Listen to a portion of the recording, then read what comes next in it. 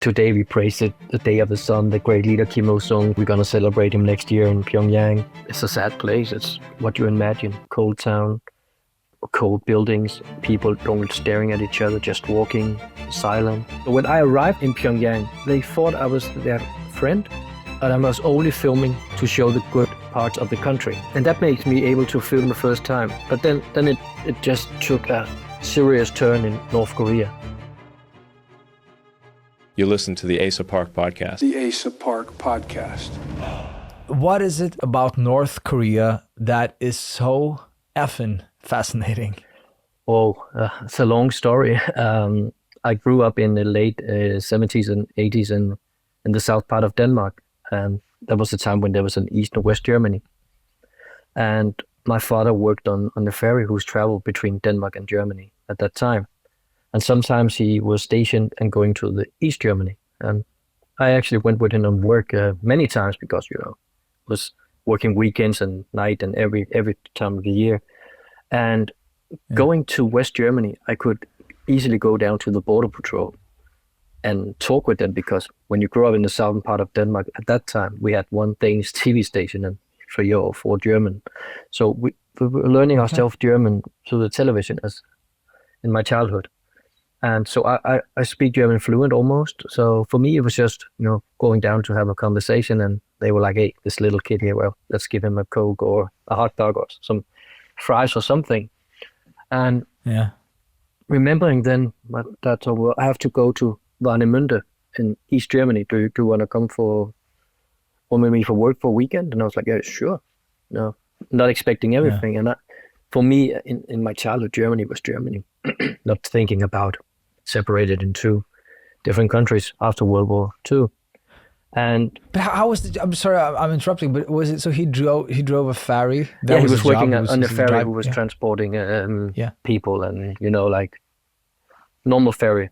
Between the East and the West? No, between Denmark to West Germany and then sometimes from Denmark to East Germany. Okay. And I remember the first time arriving in the port of north of Rostock in Warnemünde. I was ready to go down to, talk with the German border patrol because I've done that many times going west. But I was simply stopped at the bridge on the ferry saying, you can't go there because they will probably kidnap you or kill you. They're communist and socialist. And, being in the age of 10, 12 years old is like, what the hell are you talking about? It's Germany for me. And then I had some trips with him. And one day I was playing at an arcade machine. And I was playing this old 80 games named 1942. You're an American fighter jet going to take a revenge of the attack of Pearl Harbor, shooting as many as possible Japanese aircraft down.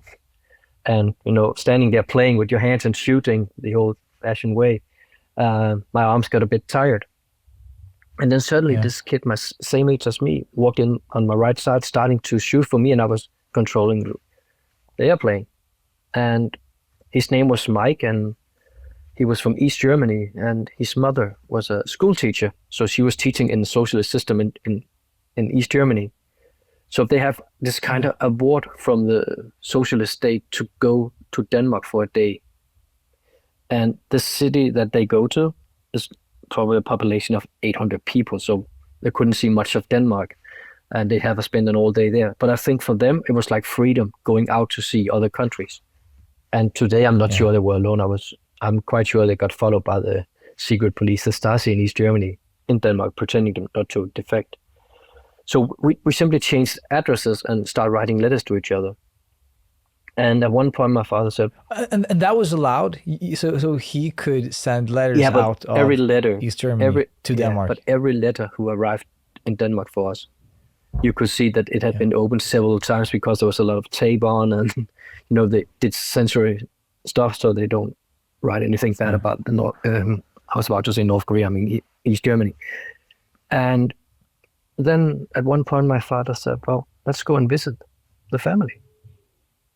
So he fixed everything, the visa, all the papers that had to be filled out, and coming from a safe childhood, and I think in a distance probably 70, 80 kilometers away from my childhood home, it was a completely different world.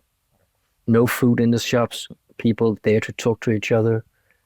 And I really didn't understand it until later on in my life, because that was their life, but it was a bit scary because you couldn't just go in to buy a burger or, whatever, or you couldn't have Coca-Cola unless you had the West Germany D-mark as they used until they got the euros. My father brought the Western D-mark with him. So I remember a specific point, we have to go out to buy some food, and I was like, but we can't, there's nothing in the supermarket.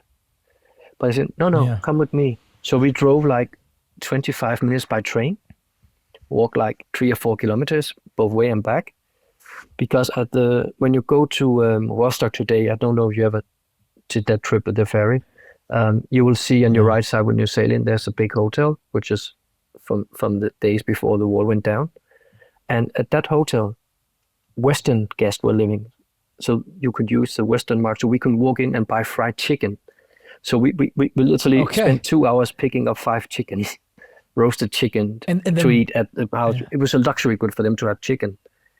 So when they came to Denmark to visit us just after the wall went down, I think they were shocked to see we could just have a Coca-Cola, we could have Pepsi, we could have several kind of beers, or just go into the supermarket to buy any kind of meat we liked. It was literally full supermarket. And I think that was, and then time goes on, and I grew up. By the way, do you still have, are you still in contact with this your friend from Eastern Germany? Or I typed with him on text 3 days ago, so yes. He's actually also in the documentary with his sister for a brief second in the beginning. Okay. So I had to ask him also that time, when we were editing them all. Mike and Tina, actually I did a documentary which will be released very soon. I can't tell you what it's about, but is it okay that I use like 2 seconds of you in your childhood? And that's from 1990 or something. I was like, yeah, sure, no problem. So but they're not recognizable today for anybody from that time. So, but I don't know. But so yeah, we don't talk as often as we should. But yeah, they lived. The whole family moved to the old West Germany afterwards for jobs. This is truly a great one. And if you want me to have on more guests like this, I need your help. So if you want to support the channel and help what I'm doing and trying to build over here, subscribe to the show, follow the show. That's the only thing I will ever ask you for. Now, back to the episode. So this was the beginning of at least your fascination with communism and totalitarian regimes. Yeah, because it's so bizarre, I remember one day visiting them. We have to go to the what do you call it? A swimming pool, a place to swim and have fun. Yeah. And the night before, we watched a football match in the TV between it was West Germany against, I can't remember, and then by the pools were football, and it's not quite convenient and secured with a football in those slippery areas, and then put it out in the water, start playing, and then because it was football, everybody was talking German. I start to whistle the tones of the beginning of the West German national anthem. And Mike, at that age, 12, 13, he literally put his hand on my mouth saying, you can't do that because they're capitalist, but we're socialist. And for me, it doesn't make sense. Yeah. But when you're in that age, aware of that, it just shows how much they try to brainwash you from birth, that everything that happens on the other side of the Iron Curtain is evil. Probably human right abuse or something they told people, but they were literally living in it. But to some extent, the Western part was like you said yourself. You were also kind of the victim of some propaganda yourself. When people told you that you cannot go here because they are murderers, they will kill you and they will kidnap you, which you found wasn't the case. Well, right? No, they didn't kill me. They were actually talking nice to me. But I think also that I know the German language. Me and my whole family do, so we could fit in between. But there was some time when we were thinking that the Stasi were close to the apartment where the family lived, because in that system, if you could turn in people for doing crimes against the socialist regime, you will gain something back for helping the country. So it's been a difficult and scary place to live, just like North Korea today. 100%.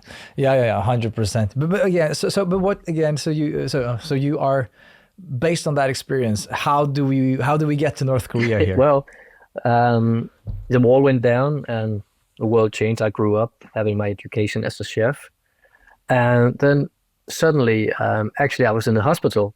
I had a disease, so they had to treat me, and laying in the hospital, I was watching a documentary named The Red Chapel, that Mads Brügger, director of the mall. Brilliant point. And in my mind, watching it, there was so many similarities between the east and west of Germany and the south and the north of Korea, because it was both countries were separated by a war, and socialist, communist on the one side and capitalism on the other side.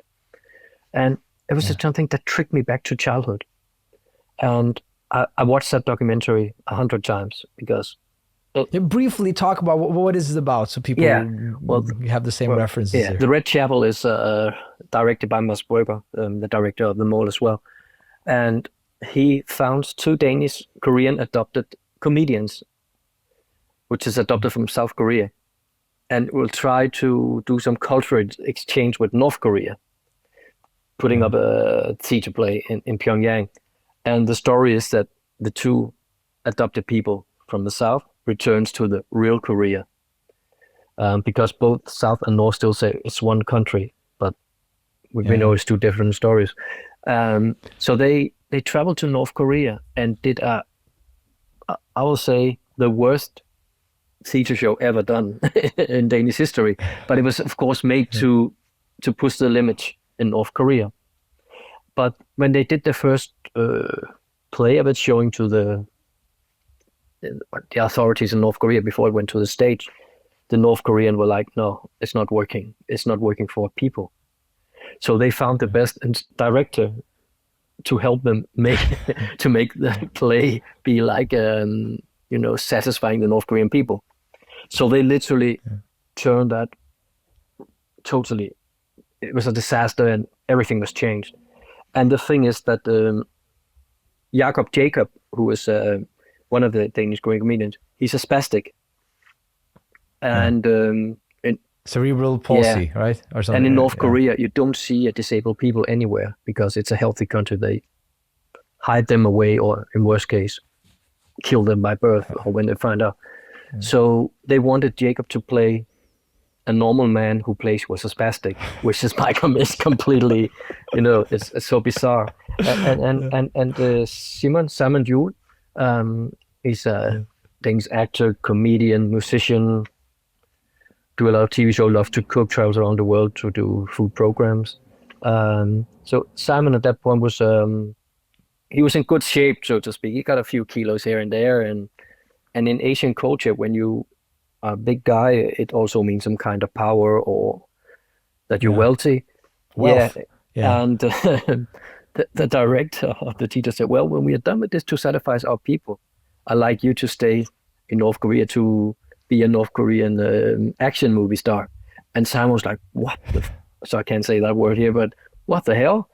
And he was literally for many days not practicing with the others because he was feeling so sick that he vomited and literally have to go with diarrhea to the toilet because he was so nervous not coming back home again. Because when you go into North Korea, you literally go into a black hole. You can't use your phone. If you use the phones of the North Koreans, it will be tapped for 100% sure. So it's difficult to show emotions or fear because if they find out you're doing something that ain't good for them, you could end up in a North Korean prison.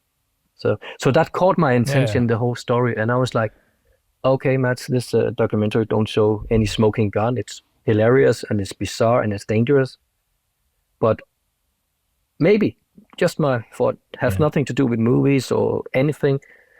I can do that better. So I typed him literally on because the Red Chapel doesn't expose anything. Exactly. The premise there is that comedy is the weak point of any dictatorship, Exactly. I guess. And they try to, I'm guessing they expose the dictatorship for the absurdity of it all, but they're not exposing them for what they are. Like why are they evil? Except the fact that they're more like they're absurd, not that they're evil. And then what you guys did was exposing. Yeah, well, so just put it mildly. Yeah. So I actually wrote Mads on Facebook at that time in 2009, 2010. That so old as Facebook now. It's a long way back. That if I was fascinated by the documentary, and I told him my story about growing up, and I said, well, if you want to do something new about North Korea, well, maybe I'm your man. So. And then after that, I never expect him to reply me, first of all. But the next day I have if I print it out, it could be 2 pages where he described his relationship to North Korea, that he was a mad dog, according to the North Koreans, and he will never be able to go back. And he said, well, if anything interesting, just keep me posted. And I was like, okay, the door's open to maybe do something no one else other had done. So I Googled Denmark, North Korea. And nothing else. And then there showed up a Danish Friendship Association supporting North Korea. And I was like, this is fine. Like, what? Is in Denmark, our little country, which have so much welfare and care for people, how can there be Danish citizens, die hard, supporting North Korea? Yeah, because you have access to all the information. Like, what's like, you don't have to do a lot of research in Denmark to know what's really going on in North Korea. Yeah, the thing it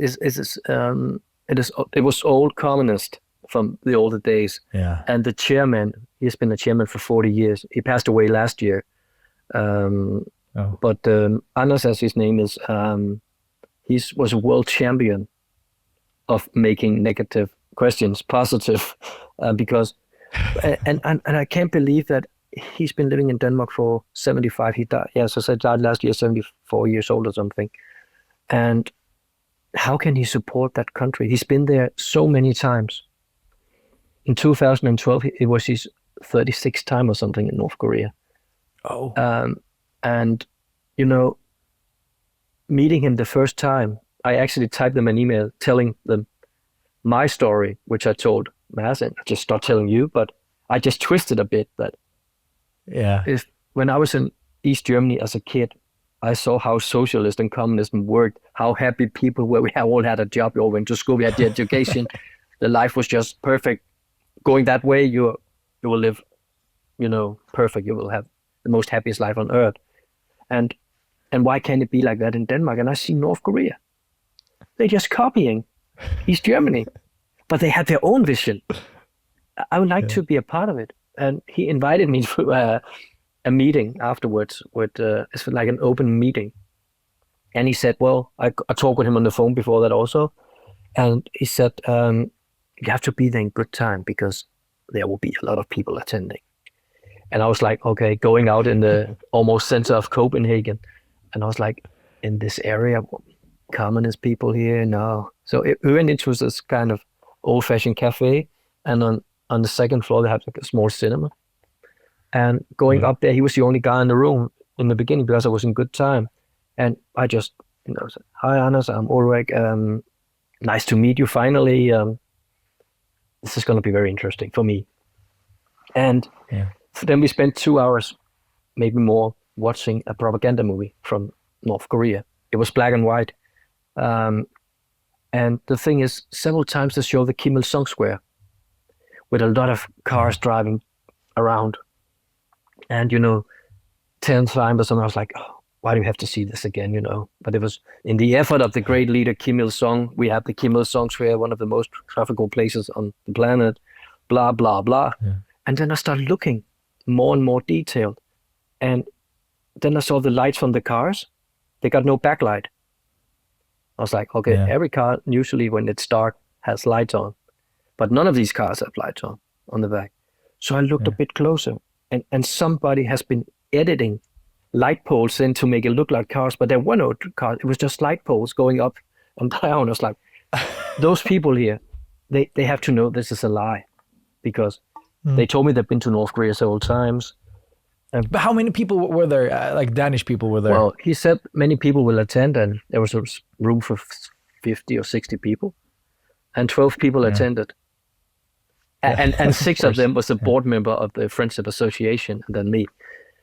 So there was 5 people beside of me that have no relation at that moment. But they asked me afterwards if I want to go down, drink a beer with them, because I was young compared to them. And Anders loved my story about, because he had an East German girlfriend in the 70s. So we have something to talk about. Yeah. So I said, well, listening to all this shit for 2 hours, I really need a cold beer to flush it all away. And then they suddenly just start drinking heavily. And they did that for all the years. They really dig into when they're together. They have some beers and some schnapps and, Caribbean Rome, Cuba Rome, in solidarity, of course.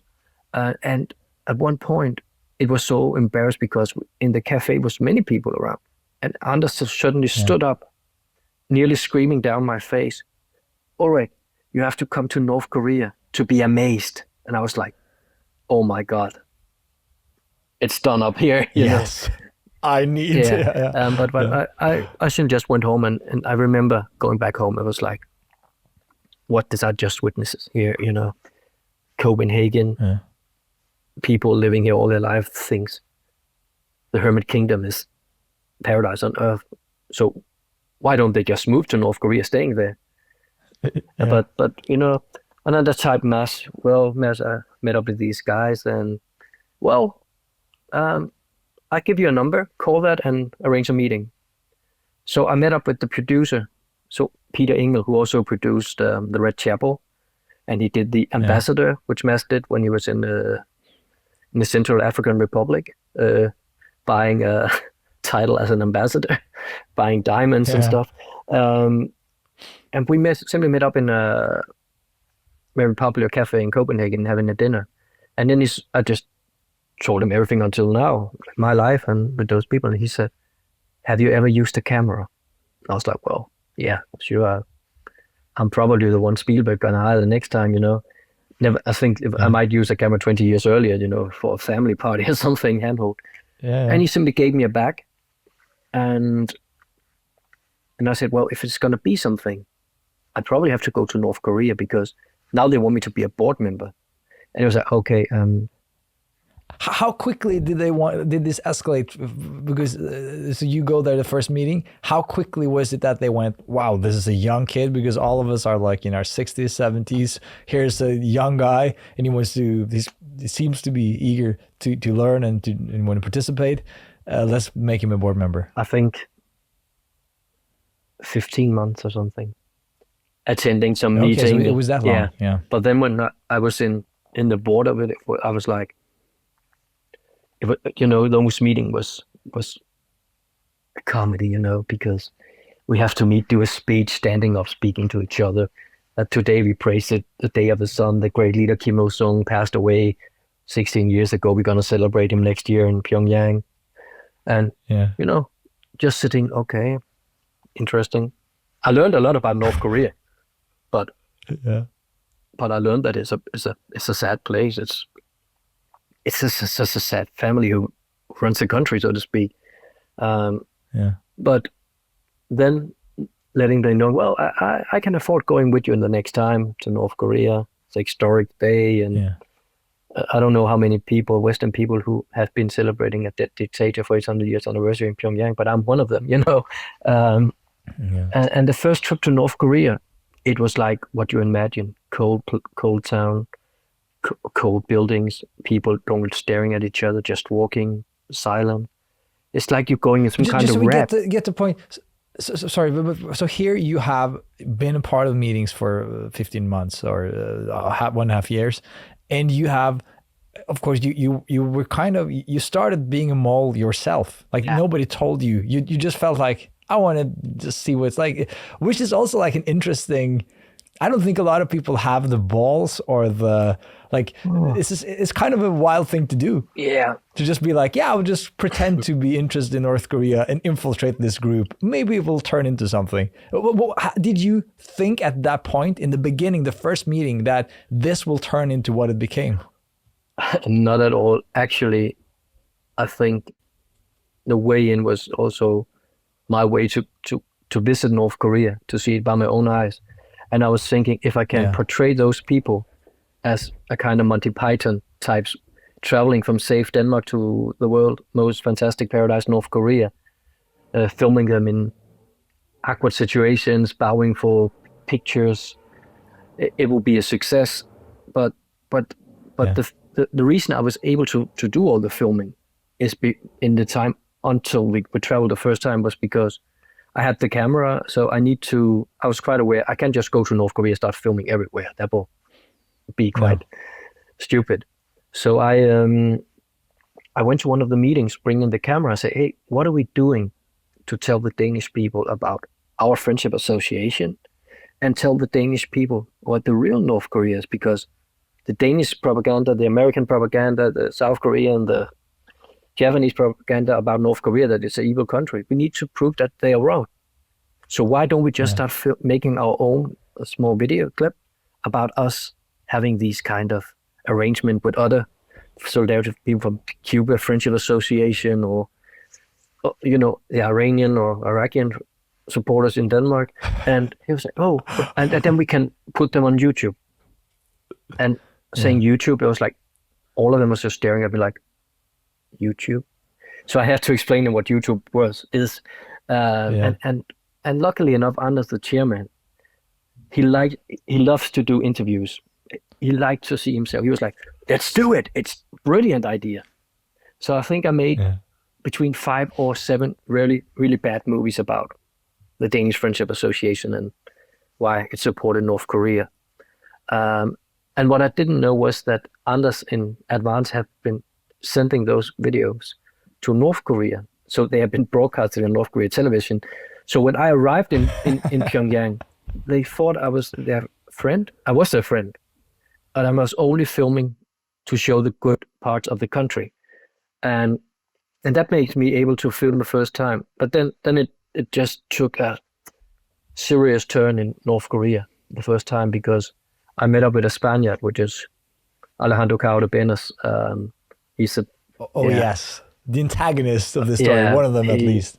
My old best friend, How was that meeting? How did you meet him, and why did he had such a liking for you? It seemed to me that there was a lot of people going down there because I think you have to explain that these friendships associations, there are several of them around the world. So you were part of the Danish one, but there's and the Danish there's several the Danish of them, right? is independent from the Korean Friendship Association, which is the Alejandro's association. In Korean, what is it? The Korean Friendship Association for Cultural, whatever he likes to call it, in a big smoke. We went to a banquet for dinner, and I heard about Alejandro. They call him the Spanish soldier, and they laughed a bit about him because being a Western, going around in North Korean parade uniforms with medals on, he's singing opera at the national stage in Pyongyang, and then suddenly our way just crossed, because my guide at that point, which will follow me the whole story through, Mr. Kang, he introduced me for Alejandro. And I think that my film, small video clips, and my personality, and the role I was playing as a great supporter of North Korea was something that Alejandro find likable. Also because many of the people in his association, and normally I don't speak bad about people, but it's difficult not to in this situation, because yes, it's very hard. Because many of his supporters are people who is unemployed, or maybe doing minor crimes, have problem with the system in Spain or other countries, and it's like they see a father figure in him, and he's a good people talking that, hey, if you have a problem, why don't you join me? We're supporting North Korea. It's a country where you hear a lot of shit about, but the real true story of North Korea is an independent country that supports every human being, caring for them, giving them an apartment or a house, a job, education, hospital system, dental system, everything is for free. You work with the country for the country. You are the country. And I think people that are, under big pressure, unemployed, or maybe been. He's exploiting vulnerable people. Yeah. And all of a sudden, here comes this Danish guy who seems intelligent, and that kind of like you have your own opinions, and somehow you still want to seem to love this weird country that he's fallen in love with. So I'm guessing that he sees this is my right hand guy. Like this guy can actually get something done because of like being mean here. But all these other losers, they're just here for like they're just like hanging around my legs, and it's hard to walk. Here's the guy who can help me carry these losers around. Yeah, and also because I was awarded a medal by the regime, a friendship medal, a first degree for my great work with the videos. So I was also trusted by the North Korean system. And he simply said to me, well, when you're back home in your country, Denmark, could you send me an email? He gave me his card. I was like, yeah, sure. Not paying any attention at all for that. And then, coming back to Denmark after the first stop in, and I need to tell everybody this before I'm going on. Twice in North Korea in 2012, I was close to Kim Jong-Un. One of the time I was between 2 or 3 meters from him, walking past me and looked me in the eyes. And I was not fearing him walking past because you just have to play the role. But if he would want to shake hands with somebody, I was like, I don't want to do it because I don't shake hands with murderers or people that doing, human rights violations. Yeah. But of course, if he gives me, I have to do it. So being close to that guy, and you could literally see in the eyes of Kim Jong-Un that I'm in command. It was stiff, staring, very, very scary. And I think if you live in that country and never been out, you just know if he looks at you, you did something wrong, probably.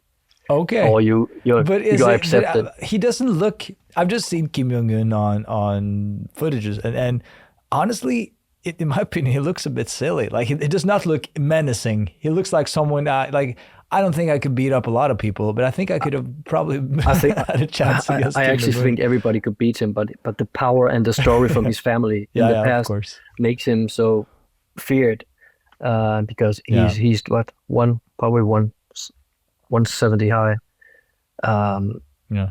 On a good day. Yeah, and if you push him, he will probably roll faster than he will walk. But you would have like 100 soldiers shooting at you.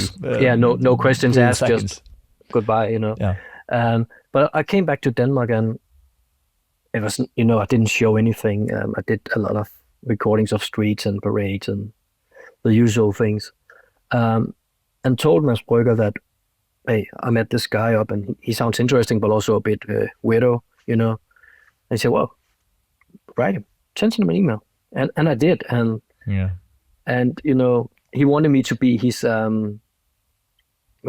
official delegate of his association because he didn't have a branch in Denmark. So I arranged with him that I will visit him in Spain. He lives south of Barcelona, like 80 kilometers south. And we met up at my hotel in Barcelona. I actually did a story that, well, I'm actually coming to Barcelona, I'm going to watch football, big Barcelona fan. Yeah. So for me, it was a win-win, And I said, well, book your flights and, see what happened. No cameras, nothing, just meeting him up. And, talking with him, and it was bizarre because he had his assistant with him, as I like to refer, and he was walking like 2 meters behind him outside, and he was just sitting in a chair next to us with a briefcase, like a real agent movie or something, spy movie. And then Alejandro said, well, if you want this, I will send you the instructions what you can do and not do when you officially is a part of North Korea. I said, okay. And I have a lot of info on email, and he ends up in the letter, in the mail, saying, if you know somebody who wants to invest money in North Korea, between, I can't remember, it's 50,000 euros to €1,000,000, we can maybe do something together. And then from that point on, going to this Monty Python sketchy Danish association, to talking about investing in North Korea, which is illegal, which is sanction busting. That really caught the attention and twist the story a bit.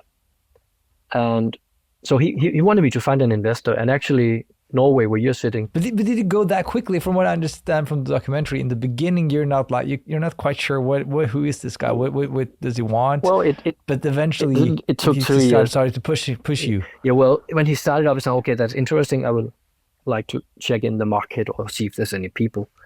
And if I came with an investor on day 3, it would be quite suspicious. So actually, from that point on, when he asked the first time until we introduced an investor, was approximately 3 years going on. And in those 3 years, I was traveling to all the meetings around the world in the KFA, Korean Friendship Association, simply building up the network, gain the trust of the people, doing literally stupid speeches about praising North Korea. Because this is, I think this doesn't, in the documentary even mentioned, everybody has to go watch it. I even mentioned there could be a fifth colonel mole in the association, so we have to be aware of what happened. But I'm just, because this is, how many meetings, like how much work are we talking about here in order to gain the trust? Well, I think until between 2013 to 2016, I went to Spain at least 12 times. And I've been to Ireland, Belgium, Germany, Sweden, Norway. Are there a Norwegian Friendship Association, by the way? No, there wasn't, but we arranged a meeting with an investor in Oslo. Oh yeah. I don't remember. I was actually also the official delegate of Norway. So from Denmark, Norway, Sweden, and Finland, I was awarded 4 countries because I was such a bright shining star in the North Koreans' eyes and Alejandro's eyes, because I showed my love to the leaders. And when you show the love to your leaders, you accept it 100%. But did you get paid? Who paid for this when you went to all these? Is this something that the filmmaker funds the Korean Friendship Association? The Korean Friendship Association, they found themselves, but the travel that I did was paid by the filmmakers. I'm just thinking, who's funding Carlos and all his? I'm guessing he gets paid by the North Koreans. I think a lot of the money he gets is by arranging travel to North Korea, because the first time I was there, it was expensive. Yeah. But when I have to bring in an investor and go there, he should arrange it for us. And it was like 3 times the price, and only flights from Beijing to Pyongyang, North Korea, so they have to arrange everything. So I think he literally take his cut, and I was also delivered an envelope with a lot of euros I have to hand over to the North Koreans, and I had some money back to him as well. I think that's how Alejandro operate. And then he probably find investors that maybe and takes a cut. Yeah, but he maybe if they invest 20,000 euros, I have the suspicion that he will just put them in his pocket and then wait and say, "Oh, I can't guarantee you anything. I gave you money, but I just gave you the way to talk with them. I'm out of it now. It's yours, so you have to contact them." I think that's how it works for him.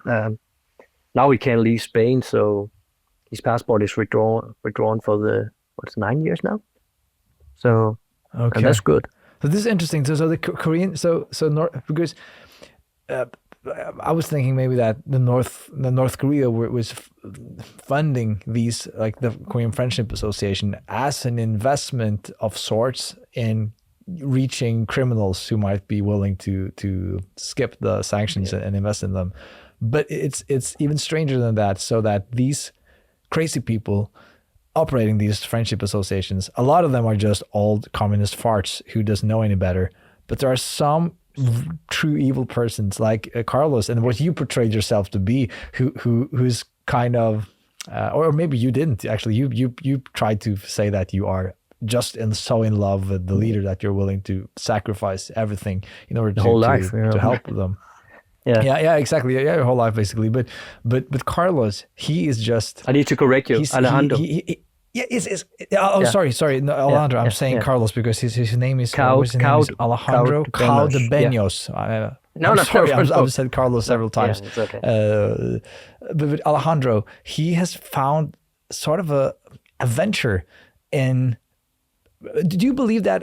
We were just skipping ahead, but do you believe that Alejandro actually believes what he's saying, or do you think that he is just a criminal who has found a way to make some money? The last thing.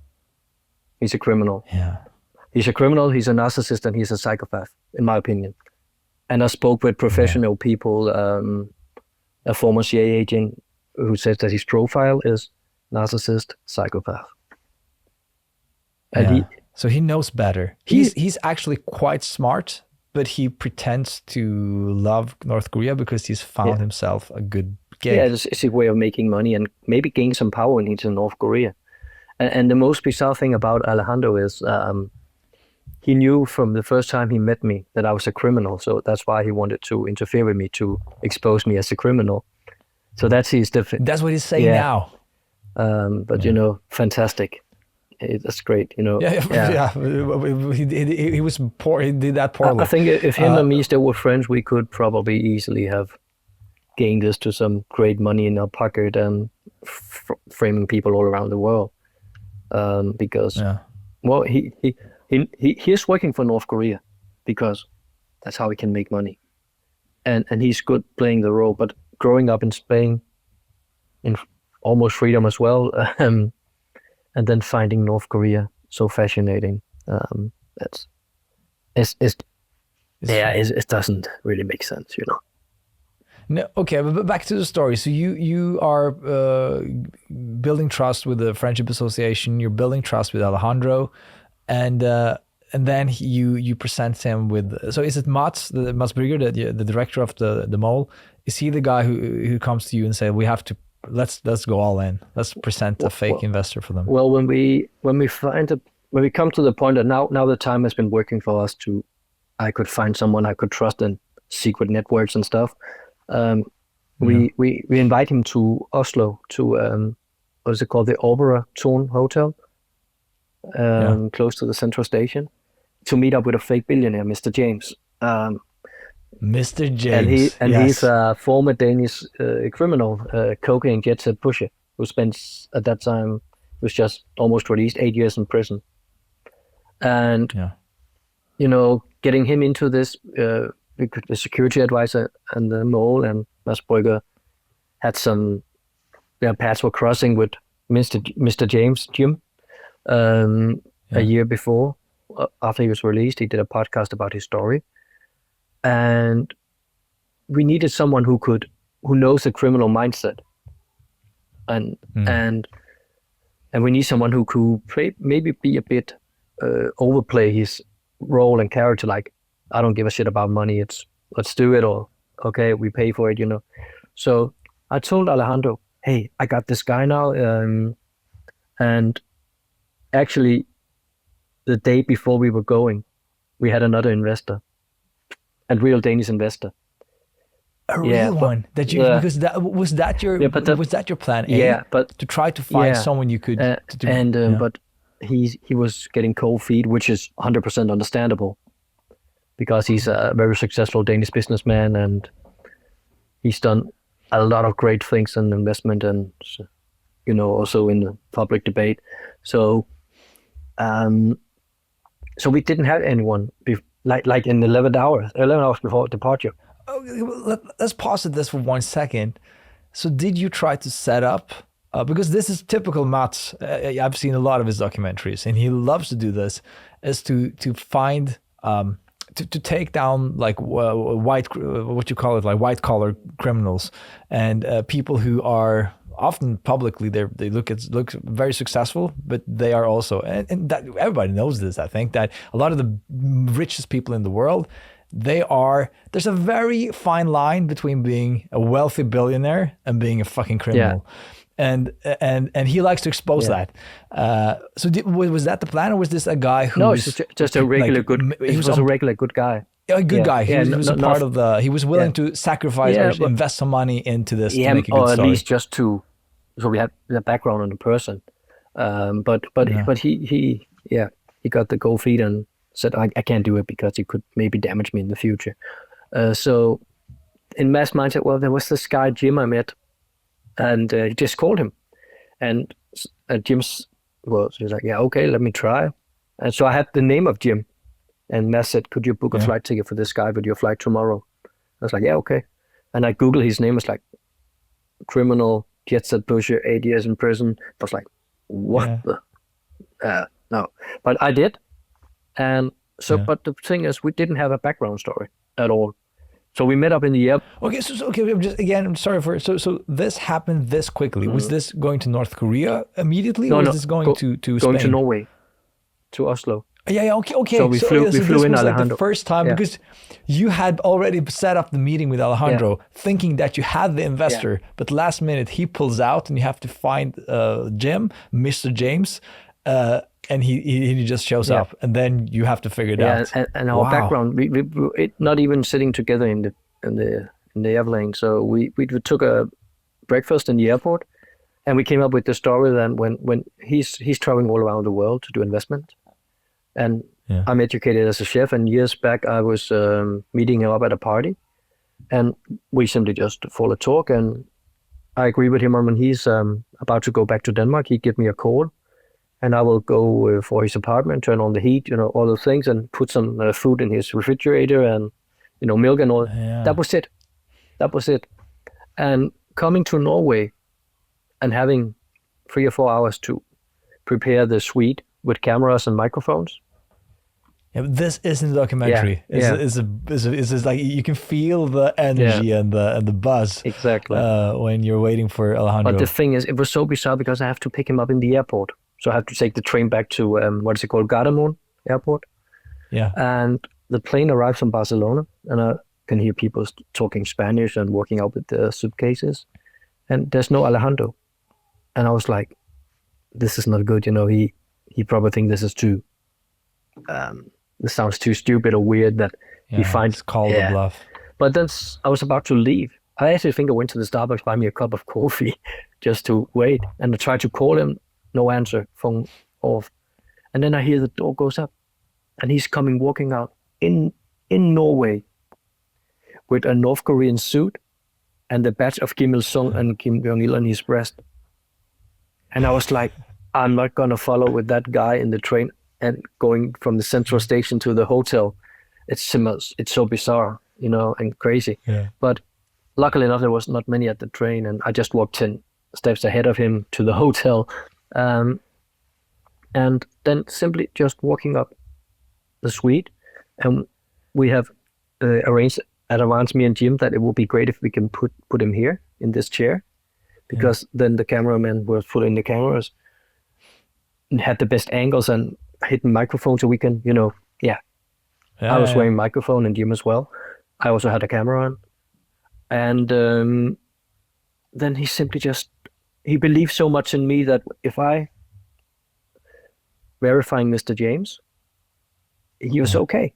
So he just started talking after 5 minutes about weapons, pharmaceutical, drugs, everything that is possible to do in North Korea, to send them out in the world, about talking about missile technology for Iran, that the technology and the ballistic missiles in Iran is produced in North Korea, all those kind of things, which also is verified afterwards by a specialist. So he knows what happened. So, and then Mr. James said, well, our minimum investment is 50 million euros. And it's literally make Alejandro stop for a second and say 50. Yes, otherwise the revenue is too small for us or something, Jim. And then we simply just start arranging traveling to North Korea with the right people. Yeah, but I remember this fun moment when Alejandro is debriefing with you, being like, he's like, 50, like, this is so huge, and this is amazing. Like, because he's of course expecting a big cut of that. Yeah. And then we go back to Denmark, and Mads can't believe the recordings. He's like, what? If this is true, it's it's on the head of the world news. It's the biggest thing. Yeah, it is. Which it turned out to. Yeah, it's insane. And then, I just have to. I will ask one question in here, because you mentioned. I don't think people are thinking about this because you don't see it in the documentary. But of course, you're taking trains with this weird Spanish guy in a North Korean suit with the pen, and I would have thought that if I did this. Like, what if I meet someone? Like this is like the Nordics. You have friends. I met here. one person. Oh. And he didn't see me. But the thing is, back in, I think it's 2015 or 2016, I think 16, yeah, at the first Workers' Day of 1st of May in Copenhagen. Yeah. There's this kind of a communist 1st of May. And the Danish Friendship Association is always present. So, of course, I was present as well. And when I was taking my education as a chef, there was another guy, Martin, which we called Hightower because he's more than 2 meters tall. He was being educated as a waiter. So I was standing there with those supporters of North Korea, and then luckily Martin is so high, so I could spot him at long distance. And I was like, this is not good, If he sees me, he will think I'm crazy. He will type everybody that, hey. So I simply said to the chairman, Anders, I had some headache, can I just sit down here under the table and have a bottle of water and some few aspirins? And yeah, sure. So I was sitting under that table, knowing that at some point Martin was walking through. And I think I sat there for 20, 25 minutes. And I was like, oh, the tablets are working now, and then but that's the only time someone close to me could have seen me. So, but being at those 1st of May and other arrangement is so bizarre because they just shake your heads, people, when they walk through. How can you support North Korea? Yeah. But that is the only time and I think after the meeting with Jim, I went out for a dinner with Alejandro. He was just wearing a shirt, but I think he wanted to show Mr. James that I'm the North Korean guy. Official. And coming back home, Alejandro was arrested. No, he was not arrested at that point. Coming back home, it was like, okay, now we're going from this to this. This is weapons, this is drugs. And I'm only a chef. I went to the military for 9 months. But that's all I have of the stakes has changed now. So Mads and the security advisor behind reached out for a former CIA agent who agreed on taking me under his wings for a week in Washington, in DC. And going at that point, how old have I been? 38 or something, I don't know. Going to the US, knowing, hey, you have to spend almost a week with a former CIA agent, it's like, hey, everybody wants to be an agent, secret agent, and everybody wants to be a CIA agent. And those skills he taught me at those small amount of time was very useful. He knows what he was talking about. And at one point, he said, you know what? So I'm like, yeah, see, you could get killed. You can get yourself killed by one mistake. One mistake, and it doesn't even have to be a mistake. It could be something that they think are a mistake. I was like, okay, what to do? And so he wanted to train me by putting our handgun away from the people threatening with a gun. And at first I pointed with the gun. And don't do that on a CIA agent. Don't point at him with a gun because they know what to do. You don't blink your eyes. It's over, you're done. You're lying down the floor.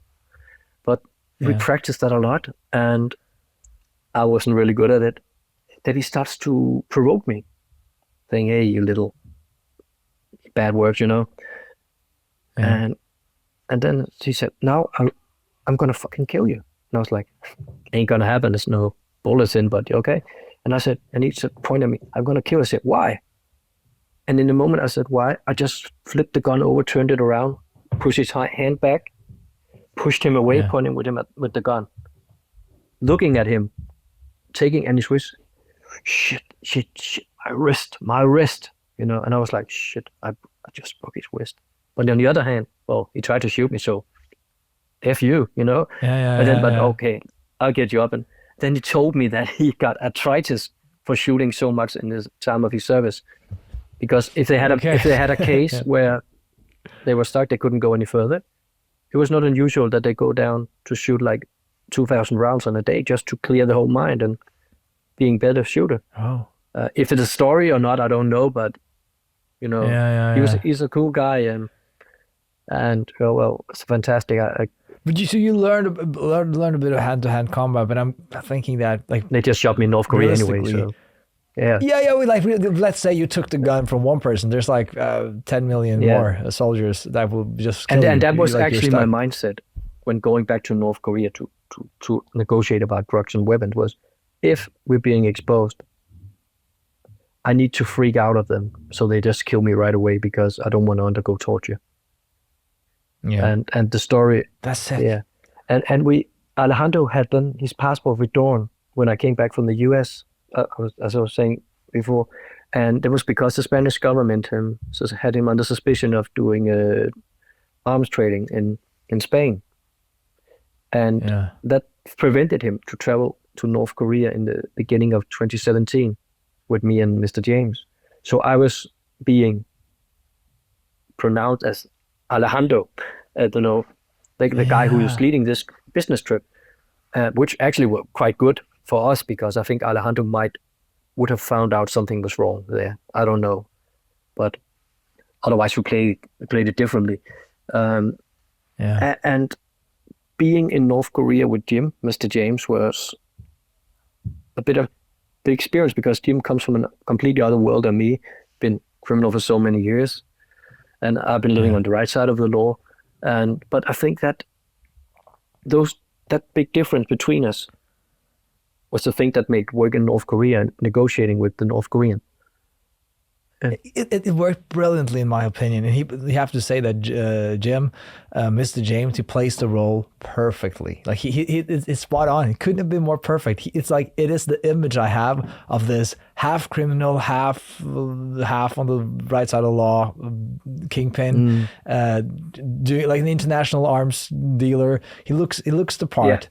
But again, getting into North Korea this last time with Jim, did you book, like how do you book, like I'm going practical here. How do one book a trip to North Korea without going through the agencies that have these trips? Call Alejandro.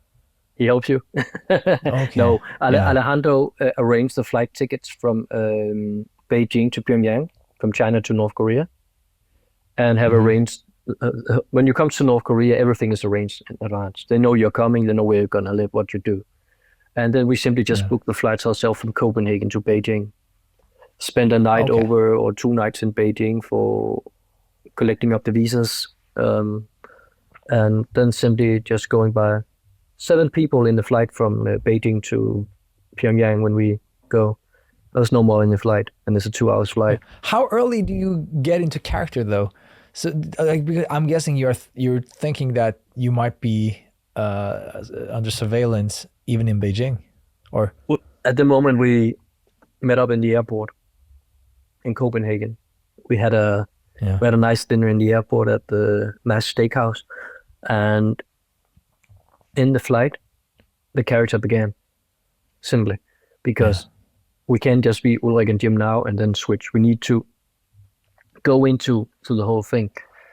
So talking English all the way, talking English all the way around, because in our opinion, if we start talking Danish together, they could maybe think we were talking about them or saying bad things. So when we were communicating, especially in North Korea, it was all in English, everything. Yeah. And that's the creepy part, because the North Korean, because they have to talk, they will speak Korean. So we could literally have spent 2 hours talking about weapons and drugs and how to produce, how to sell, what to do around the world.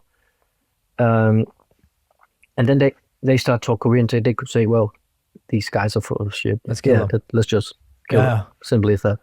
But you brought cameras also. What was the explanation for that? Because now you were not going to document. No, well, it was just content to show if other people want to negotiate and were criminals, we could use those recordings with Alejandro. So the North Korean trusted me so much that during those negotiations in secret places in Pyongyang, they took my camera without my notice and just started filming me around as well. So yeah, that's why I'm so much on the recordings from North Korea as well, because the North Korean trusted me so much. And I was just taking pictures here and there and say, oh, do the tourist thing as you have to do. And say, hey, can we have a few photos from here? A film clip that we are sitting here having a great time discussing business. Yeah, no problem. No problem at all.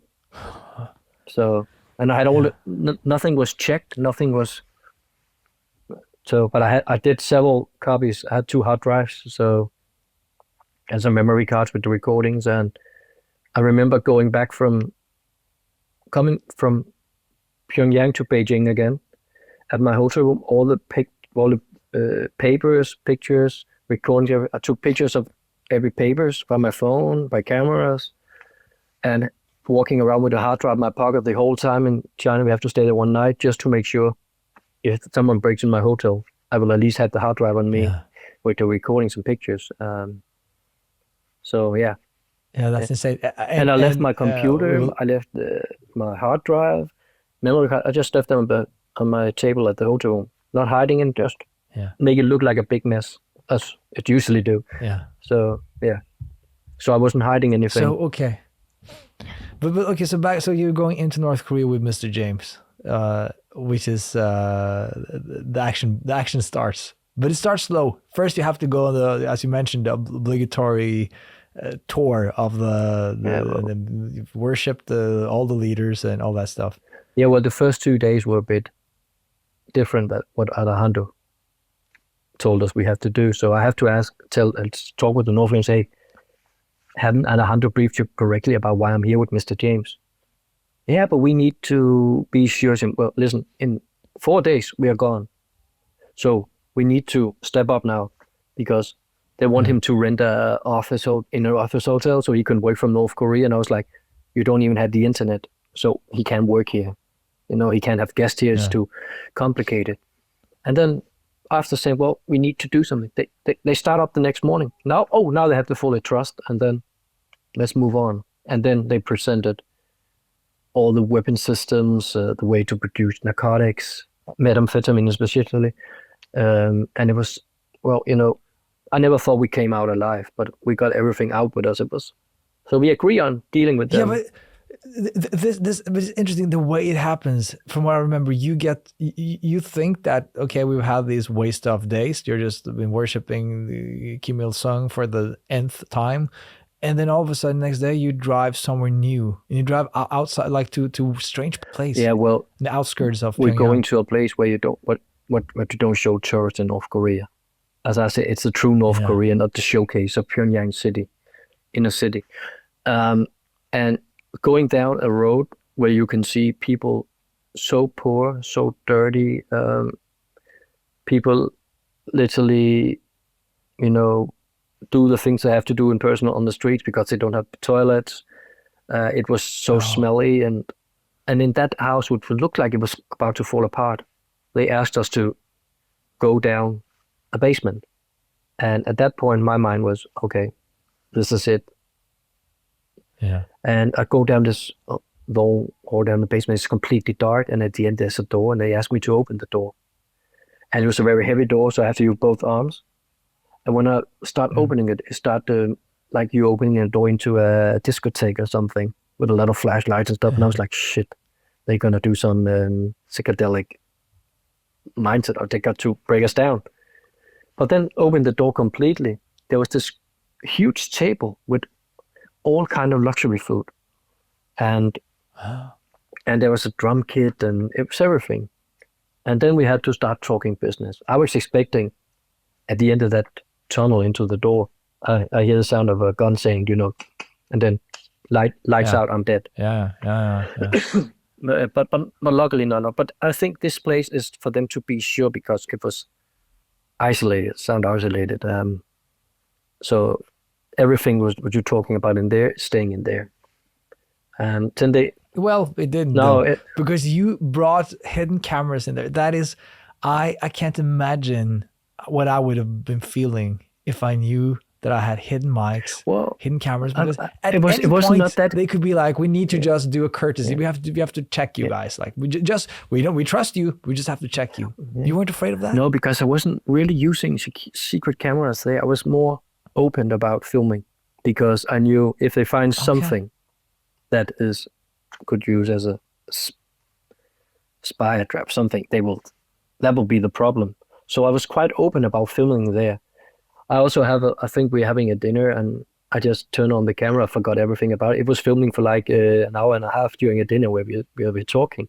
I think I made like 70 hours of recordings in North Korea from meetings and places with people, going to big, what do you call it, wellness centers with pools and water slides and seven different saunas.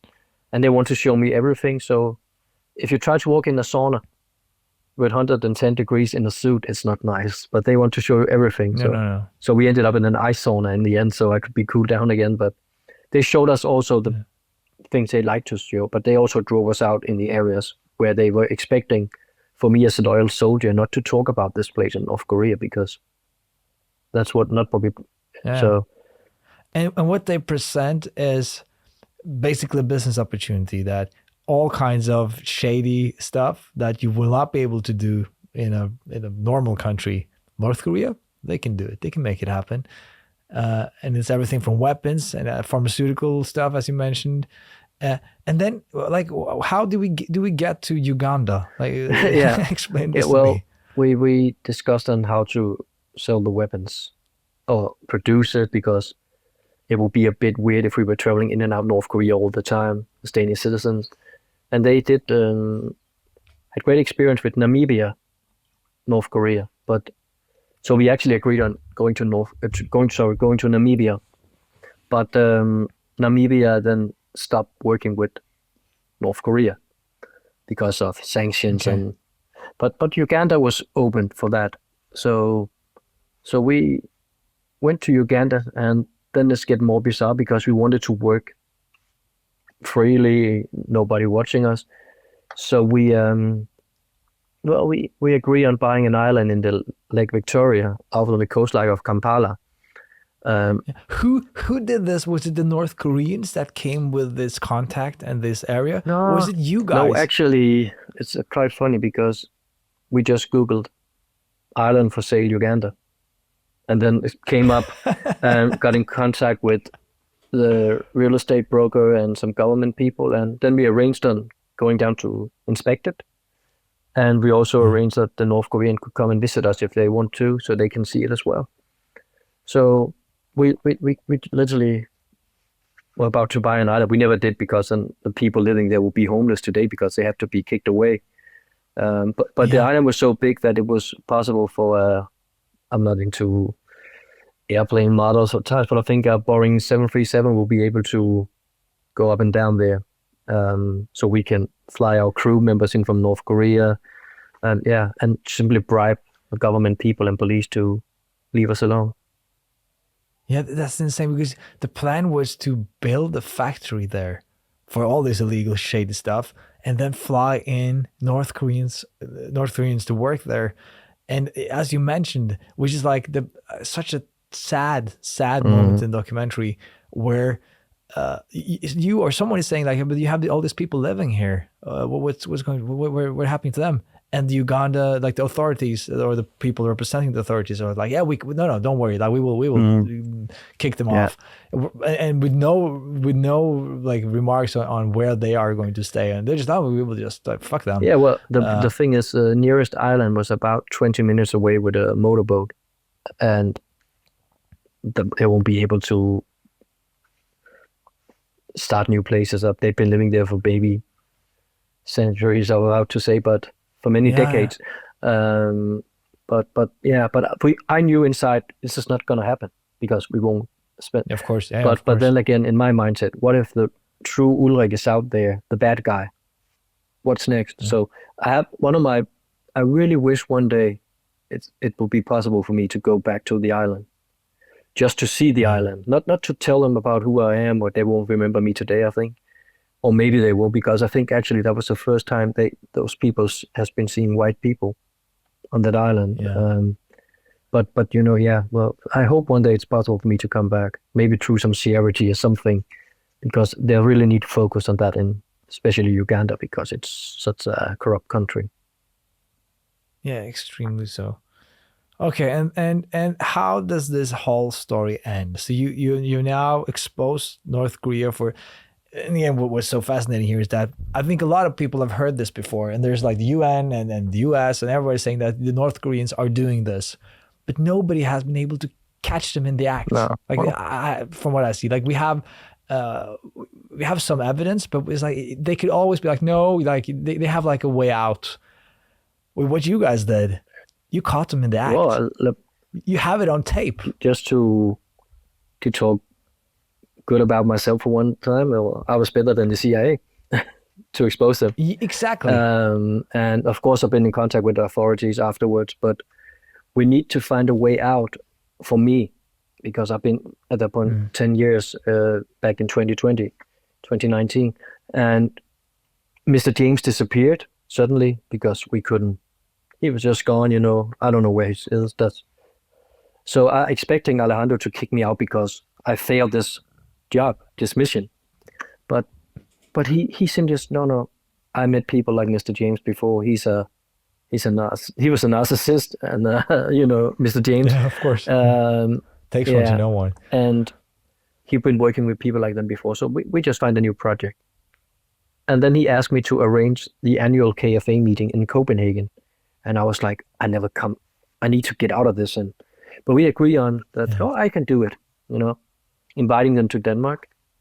And during this meeting, which we had every year, where people from all around the world supporting North Korea, if they can afford it, goes to those locations.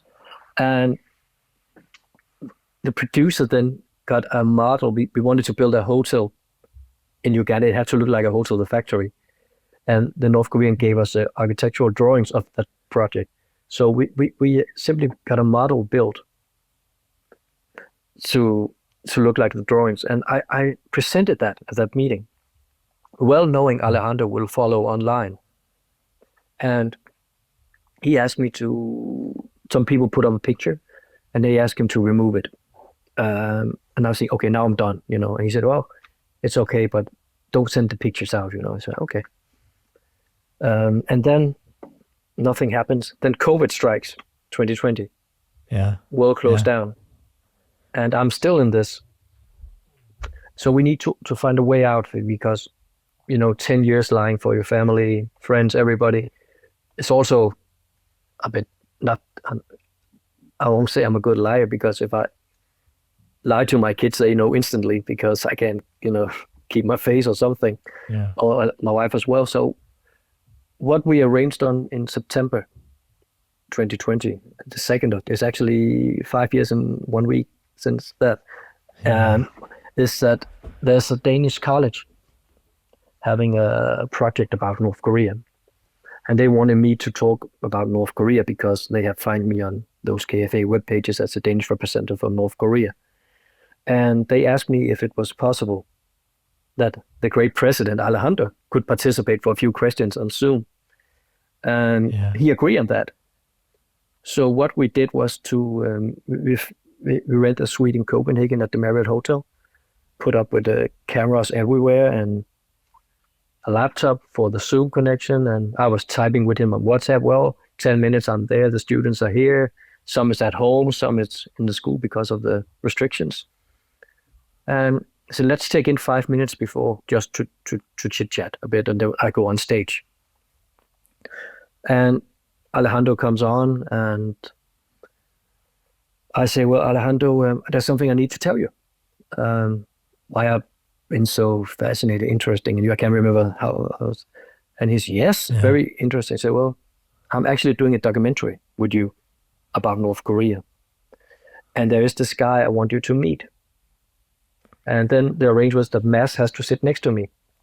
And I knew for many years that Alejandro hates Mads because of the Red Chapel. So of course, when we talked about the Red Chapel, Mads was a big liar, a big idiot, you know, all the bad words about Mads. And then suddenly he sits next to me. And then what I was told a year or two before from Mads was when he was doing the Red Chapel, the research, he went to North Korea the first time with Alejandro. So he knew who was Alejandro, but he never told me about Alejandro, just that he sounds interesting. Because then Mads didn't want me to. And I think that was a good move by Mads, but then suddenly Alejandro sits with the person he trusts maybe the most regarding North Korea, and the person he hates the most. And these two bold guys sitting next to each other looking at Alejandro in the screen, and Mads tells him, well, Alejandro, we basically got everything on tape. So, and he just simply shut up the connection, and that's the last time I spoke with him directly. That's insane. And then minutes later, my phone just rang instantly from the North Korean embassy in Stockholm.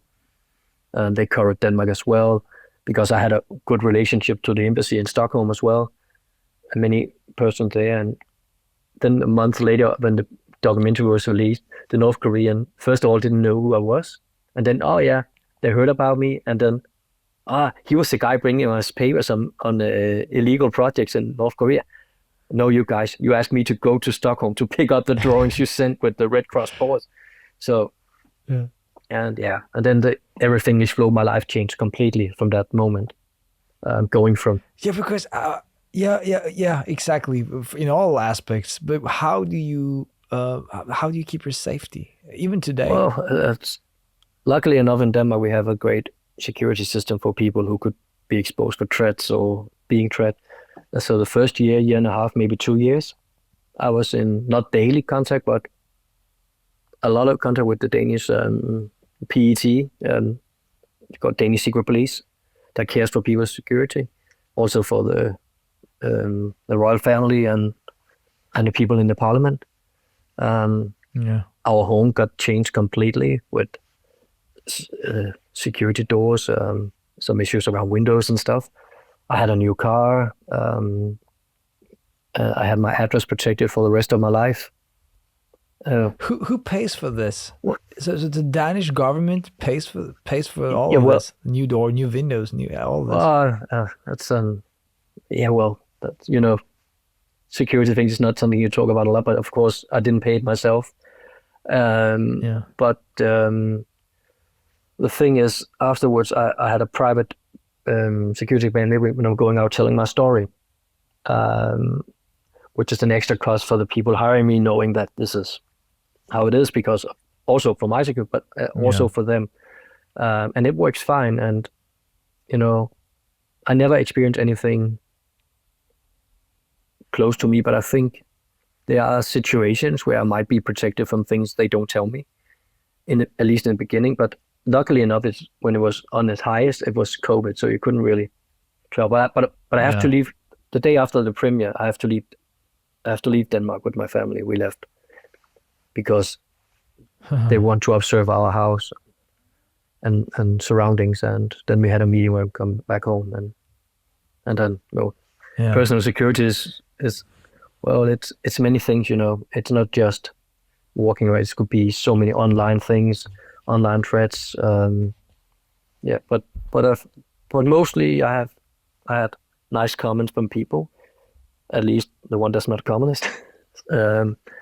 So, but I've been called a lot of bad things, and well, who fucking cares? Yeah, and you've explained what you if you want to be liked, then you have to do the different stuff. What you did is so impressive, and I'm so impressed. And one of the things that today, it not bothering me, but it's a bit sad. It's a story about the American student Otto Warmbier, who lost his life after I think 15 months in a North Korean prison. He was falsely accused of stealing a poster. I met up with his family this year. We've been talking a lot on phone and stuff, but we met up in Berlin in March. I was invited to the World Forum conference, which also was people from the US were there. Bill and Hillary Clinton were attending. And it's, meeting up with the family in person really made me think back that these people lost their son, and I and he didn't do anything wrong, and I did something that exposed the whole country, and I'm still here. It's not fair. But that also shows how North Korea acts. What do you think happened to him? Oh, I don't know. I know a lot, but after meeting the family in respect, I don't talk about it public anymore because they lost their lovely son. Okay. A whole family brutally had ripped up their, not life existence, but the understanding and meaning of life by losing their son. It's so it's so sad. I don't know. No, it's the worst. Yeah. I was just thinking that when this ended, this has been such a huge part of your life for so long. Was there ever a part of you that missed the rush? Because it has to be a hell of a rush. I miss it today. Being undercover, exposing North Korea like a country. It's like nobody does that. Oh, well, I miss it still today because looking back now, I was probably lucky as well. But for me now, it's impossible to do something like this again. My face is too familiar. And that's actually maybe some days it's not good being an how do you call it? I don't like the word famous, but a recognizable face in the public. It's sometimes people think it's, hey, you've been in that TV show, you've been there, and you've been on 60 Minutes, and then I brag a bit and say, no, I've been for 60 Minutes twice as the only Danish guy, and being in 60 Minutes, which is shown worldwide. I was asked about the personality of Alejandro, and that was the first time in public I really used the word narcissist and psychopath. After that was broadcasted, I'll tell you, all my social media, all emails, I was literally, I know some people supporting Alejandro, of course. So just you can't talk that, so you don't know him real, and you are the stupid. I'm the one who is being accused now of the heavy sanction against North Korea because of my lie with the mole. It was a big lie. But really big lie. I had one rush. I went to Tarragona where Alejandro resident, and he has his own cafe built. I went there some years back. We went on holiday in Spain and in Barcelona actually. So I rented a car and drive down to see the old location of his. And we walked into a little shop to buy some ice cream for the kids, and people recognized me. That was a bit because I didn't know. Do they think it's a cool guy, or is that our neighbor he exposed and it's a big lie? That made me think a bit of where to bring my family in the future. But probably, but it sounds to me that that's part of your personality almost, like because I wouldn't have done that. I think like if you knew that there's the one place on earth outside of North Korea where my life might be in danger, and still you go there. Is it kind of, are you a risk junkie in some sense? Well, maybe I am, but I think I will reveal that I'm writing a book now. I will reveal more about how I'm thinking about my personality, why I do things, and I literally don't. It sounds stupid and arrogant, but I don't fear many things. Because you can't control it, but you can control other people. So if you have to fear them, you probably just have to go away. That's the easiest way. But again, being in North Korea, you can't go away. But I think people need to stand a bit up more for themselves. And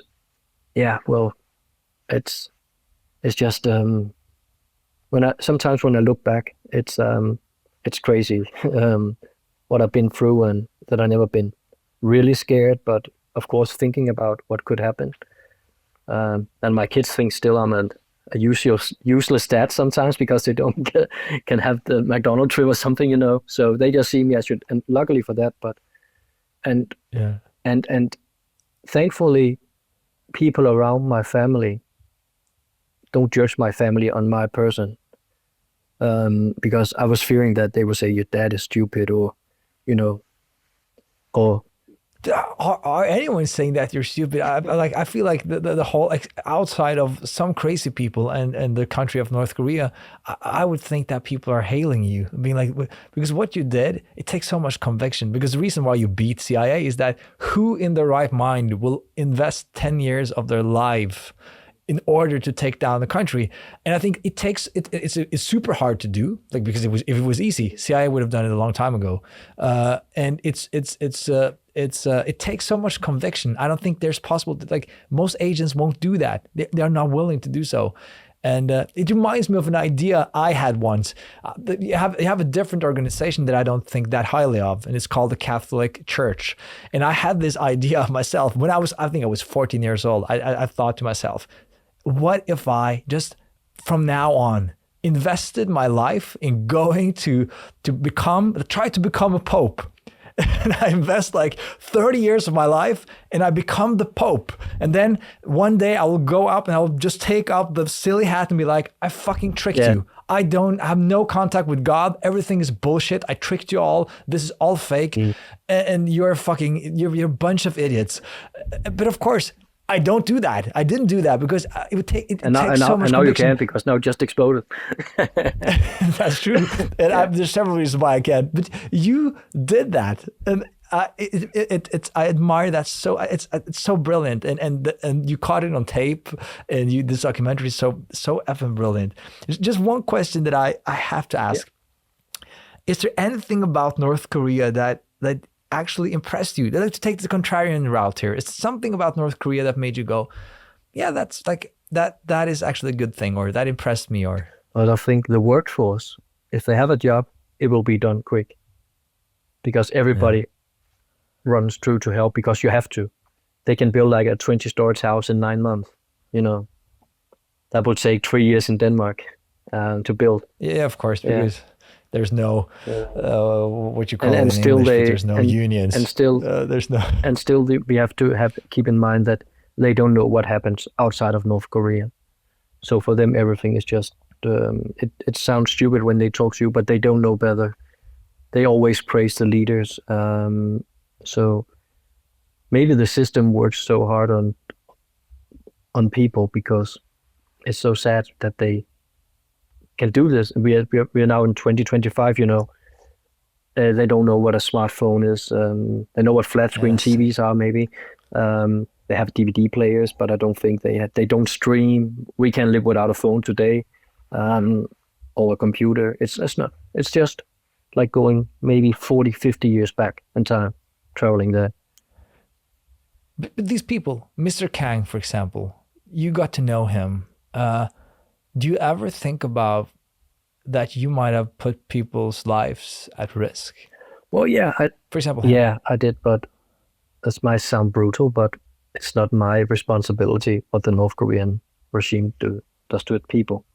But I think he's well into this business, and I know that the guide that Mads used in Red Chapel, Mrs. Park, she is guiding people around, or was guiding people around when I was back there. So I think this time they really admit that it not been public, but they know this is not good. So maybe that's why the North Korean kept it a bit down, to go under the radar, because they won't talk about it.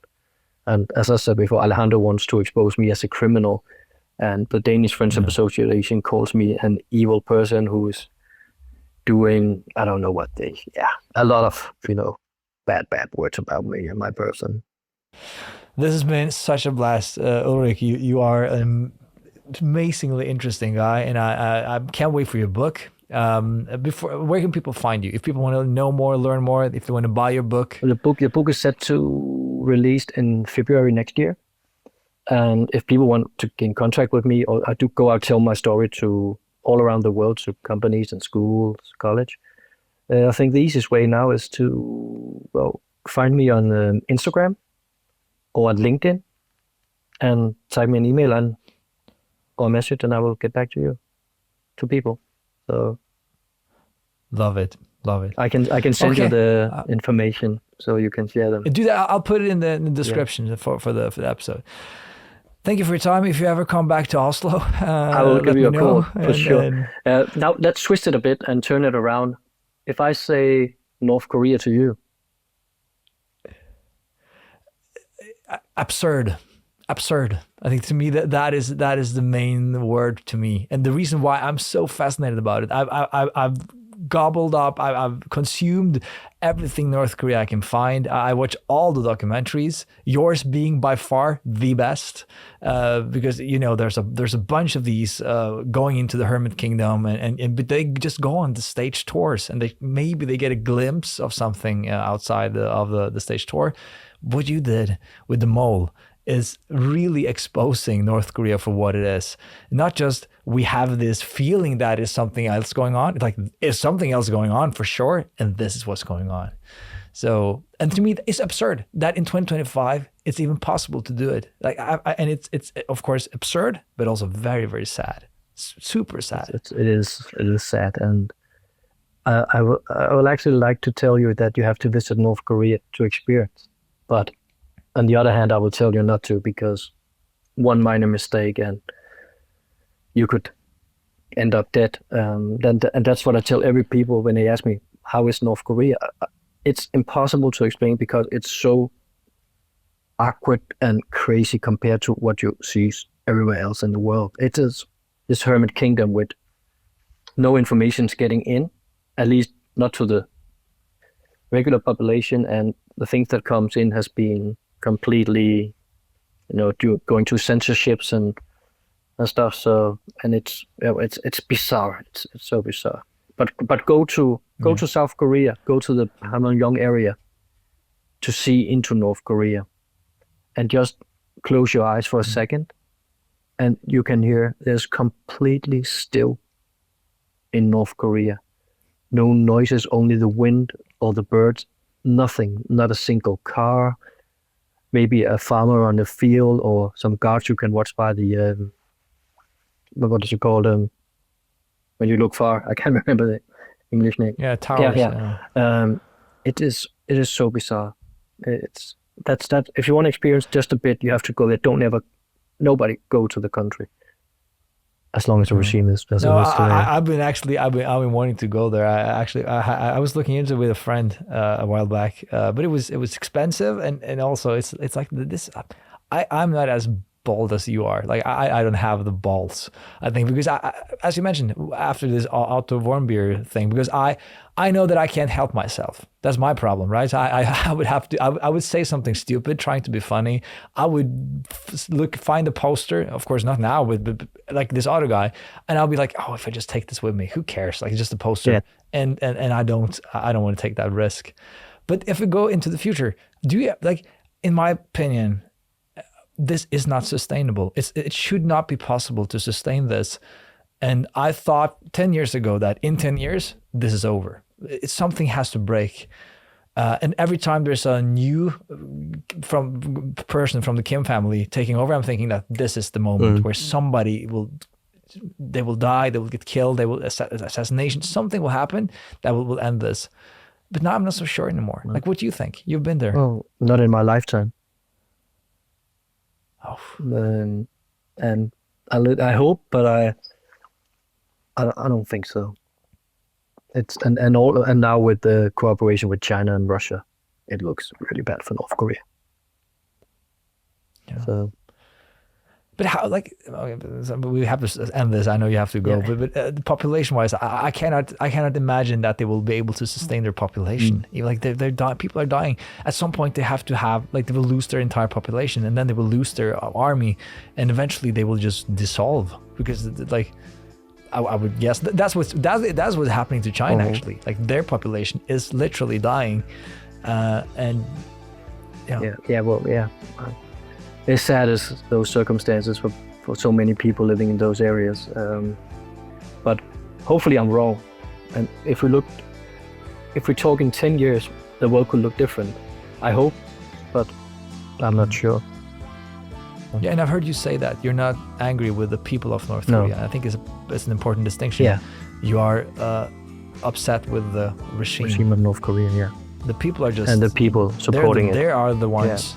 Yeah, the people who know better who support them. People like Alejandro, like that is the problem here.